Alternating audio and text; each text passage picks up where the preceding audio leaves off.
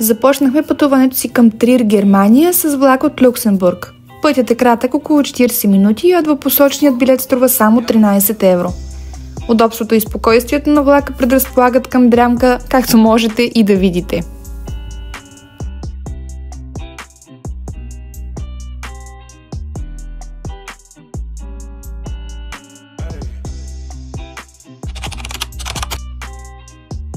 Посетихме Трир на 25 декември на Рождество Христово. Както можете да предположите, почти нищо не работеше. Градът беше необичайно празен, но това създаде уникална атмосфера, в която да усетим магията на това място. Трир се счита за най-стария град в Германия и като такъв има хилядолетна история, която е завещала на настоящите поколения невероятни архитектурни паметници. Първата ни спирка беше Порта Нигра, внушителна римска порта, построена през II век. Това е най-добре запазената антична порта на север от Алпите и емблема на Трир. Името и черната порта идва от тъмния цвят на камъните, които времето е променило.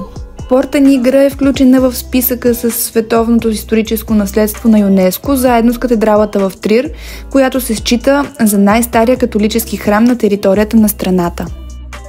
Точно до нея се намира къщата на Карл Маркс, философът и икономист, променил хода на историята. За съжаление, тя беше затворена. Трир впечатлява с уникалния си облик. Цветни сгради, уютни улички и романтична атмосфера. Всяко ъгълче разказва някаква история, а самият град изглежда като излязъл от приказка.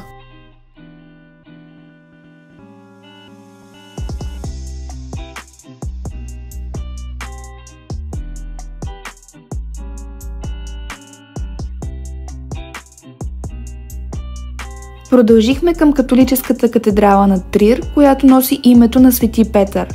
Тя е символ на града и най-старият храм в Германия. Тук се съхранява святата одежда, за която се вярва, че е носена от Христос. През 17 век върху катедралата е поставен часовник. През 18 век трирските епископи стигнали до извода, че в катедралата липсват украси и се опитали да го префасонират в бароков стил. По това време е изработен и пишният резбован олтар и покритата с релефи олтарна преграда.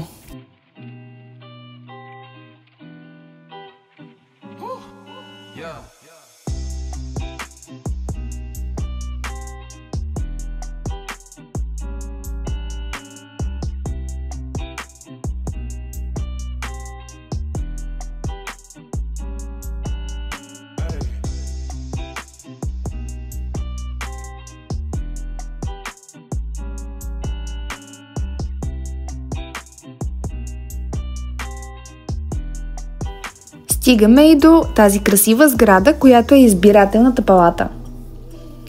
Точно зад нея се намира Аула Палатина, известна още като базиликата на Константин, построена през IV век. Тя е символ на мощта на Римската империя. За съжаление и тя беше затворена, а да чухме, че е много красива.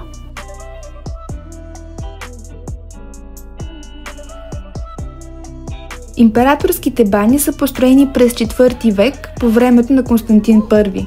Те са един от най-големите римски термални комплекси в Европа.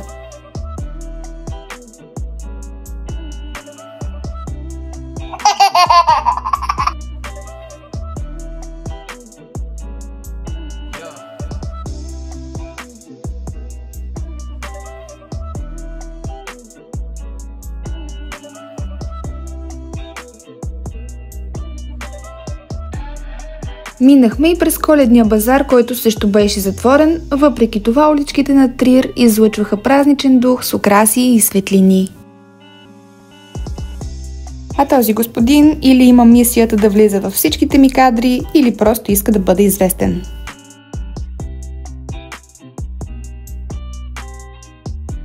Завършихме това пътуване в добре познатото Coffee Fellows, същото, което може да намерите и на Витушка в София.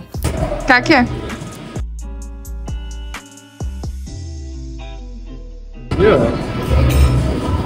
Не е като моя, сигурно.